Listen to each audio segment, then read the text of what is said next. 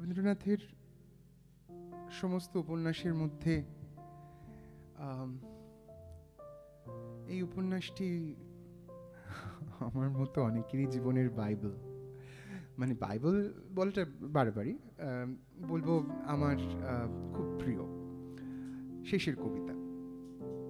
আসলে এটা আমার একদম ব্যক্তিগত একটা অভিমত আপনাদের সঙ্গে, অভিমত মানে আমার একটা ফিলিং আমি শেয়ার করে নিই।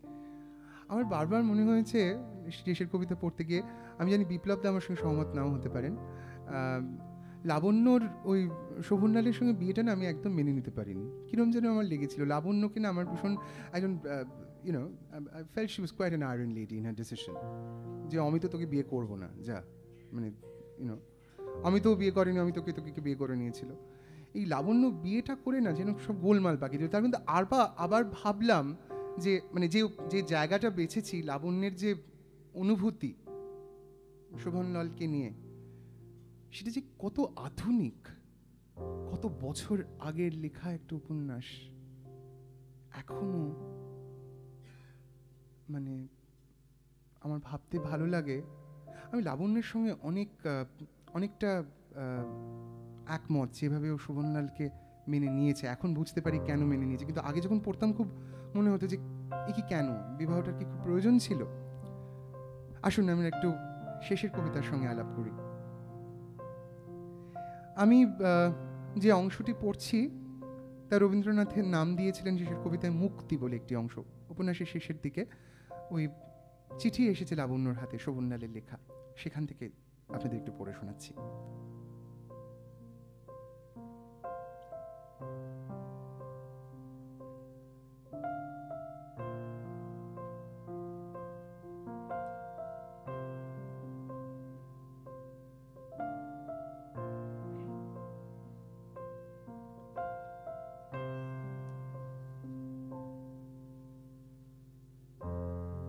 একটি ছোট চিঠি এলো লাবণ্যর হাতে, শোভনলালের লেখা। শিলংয়ে কাল রাত্রে এসেছি, যদি দেখা করতে অনুমতি দাও তবে দেখতে যাব, না যদি দাও কালই ফিরব। তোমার কাছে শাস্তি পেয়েছি, কিন্তু কবে কি অপরাধ করেছি আজ পর্যন্ত স্পষ্ট করে বুঝতে পারিনি। আজ এসেছি তোমার কাছে সেই কথাটি শোনবার জন্য, নইলে মইনে শান্তি পাইনে। ভয় করো না, আমার আর কোনো প্রার্থনা নেই। লাবণ্যর চোখ জলে ভরে এলো, মুছে ফেললে। চুপ করে বসে ফিরে তাকিয়ে রইল নিজের অতীতের দিকে, যে অঙ্কুরটা বড় হয়ে উঠতে পারত, অথচ যেটাকে চেপে দিয়েছে, বাড়তে দেয়নি। তার সেই কচি বেলাকার করুণ ভীরুতা ওর মনে এলো। এতদিনে সে ওর সমস্ত জীবনকে অধিকার করে তাকে সফল করতে পারত, কিন্তু সেদিন ওর ছিল জ্ঞানের গর্ব, বিদ্যার একনিষ্ঠ সাধনা, উদ্ধত স্বাতন্ত্র্য বোধ। মনে পড়ল অপমানিত শোভনলালের সেই কুণ্ঠিত ব্যথিত মূর্তি। তারপরে কত দিন গেছে, যুবকের সেই প্রত্যাখ্যাত ভালোবাসা এতদিন কোন অমৃতে বেঁচে রইল। লাবণ্য চিঠিতে লিখলে, তুমি আমার সকলের বড় বন্ধু। এই বন্ধুত্বের পুরো দাম দিতে পারি এমন ধন আজ আমার হাতে নেই। তুমি কোনোদিন দাম চাওনি, আজও তোমার যা দেবার জিনিস তাই দিতে এসেছো, কিছুই দাবি না করে। চাইনে বলে ফিরে দিতে পারি এমন শক্তি নেই আমার, এমন অহংকারও নেই। চিঠিটা লিখে পাঠিয়ে দিয়েছে এমন সময় অমিত এসে বললে, বন্যা চলো আজ দুজনে একবার বেরিয়ে আসি গে।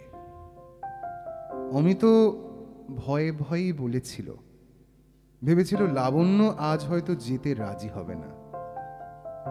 লাবণ্য সহজেই বলল, চলো। দুজনে বেরোলো। অমিত কিন্তু দ্বিধার সঙ্গেই লাবণ্যের হাতটিকে হাতের মধ্যে নেবার চেষ্টা করলে। লাবণ্য একটুও বাধা না দিয়ে হাত ধরতে দিলে। অমিত হাতটি একটু জোরে চেপে ধরলে তাতেই মনের কথা যেটুকু ব্যক্ত হয় তার বেশি কিছু মুখে এলো না। চলতে চলতে সেদিনকার সেই জায়গাতে এলো যেখানে বনের মধ্যে হঠাৎ একটুখানি ফাঁক, একটি তরু শূন্য পাহাড়ের শিখরের ওপর সূর্য আপনার শেষ স্পর্শ ঠেকিয়ে নেমে গেল। দুজনে থেমে সেই দিকে মুখ করে দাঁড়িয়ে রইল। লাবণ্য আস্তে আস্তে বলল,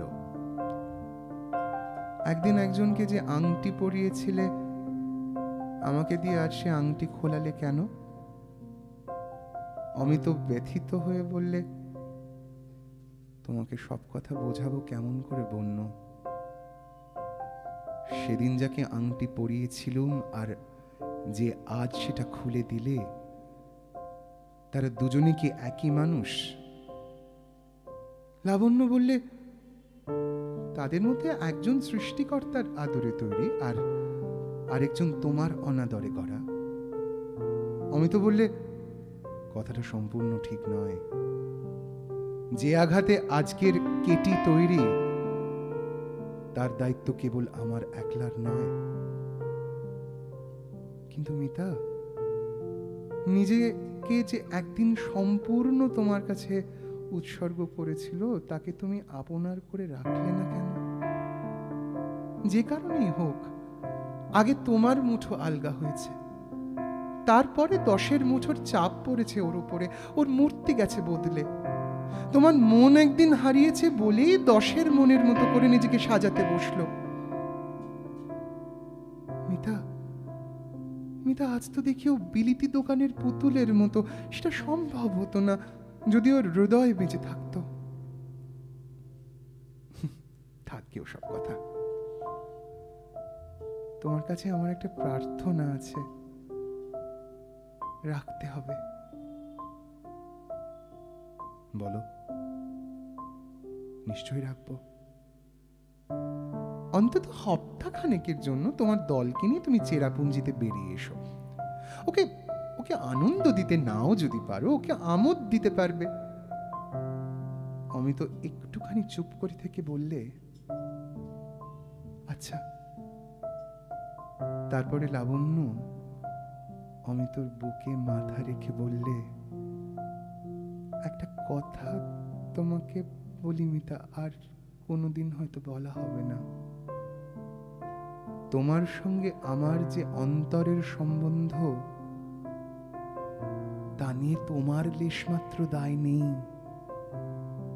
আমি রাগ করে বলছি না, আমার সমস্ত ভালোবাসা দিয়েই বলছি, আমাকে তুমি আংটি দিও না।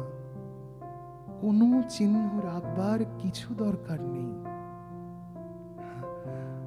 আমার প্রেম থাক নিরঞ্জন, বাইরের রেখা, বাইরের ছায়া তাতে পড়বে না। এই বলে নিজের আঙুলের থেকে আংটি খুলে অমিতর আঙুলে আস্তে আস্তে পরিয়ে দিলে। অমিত তাতে কোনো বাধা দিলে না। সায়াহ্নের এই পৃথিবী যেমন অস্তরশ্মি উদ্ভাসিত আকাশের দিকে নিঃশব্দে আপন মুখ তুলে ধরেছে, তেমনি নীরবে, তেমনি শান্ত দীপ্তিতে লাবণ্য আপন মুখ তুলে ধরল অমিতর নত মুখের দিকে।